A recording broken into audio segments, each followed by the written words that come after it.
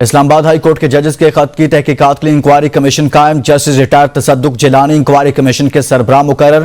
وفاقی کابینہ نے انکوائری کمیشن کے قیام کی منظوری دے دی ہے۔ وزیر اعظم کی زیر صدارت کابینہ اجلاس میں کمیشن کے ٹی او آرز بھی فوری مرتب کرنے کی ہدایات جاری کی گئی ہیں۔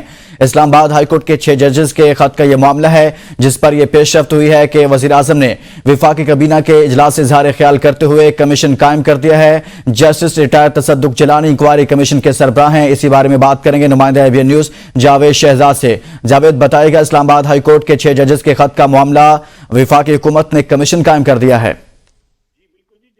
تصدق جیلانی کو ججز انکوائری کمیشن کا سربراہ مقرر کر دیا گیا ہے، جبکہ ذرائع یہ بھی کہہ رہے ہیں کہ پرائم منسٹر نے جسٹس تصدق جیلانی کو کمیشن کا سربراہ بنانے کی باضابطہ منظوری دے دی ہے۔ کمیشن کے ٹی او آرز بھی فوری طور پر مرتب کرنے کی ہدایات جاری کر دی ہیں۔ وفاقی کابینہ کے اجلاس میں اس کمیشن کے قیام کی باضابطہ منظوری دی گئی ہے۔ وزارت قانون کی جانب سے جسٹس تصدق جیلانی اور سمیت دیگر سینئر جسٹس صاحبان کے نام بھی کمیشن کی سربراہی کے لیے وزیر اعظم کو بھجوائے گئے تھے، جبکہ وزیر اعظم نے جسٹس تصدق جیلانی کے نام کا انتخاب کیا ہے اور اس حوالے سے کمیشن کے سربراہی جو جسٹس تصدق جیلانی کو دے دی گئی ہے۔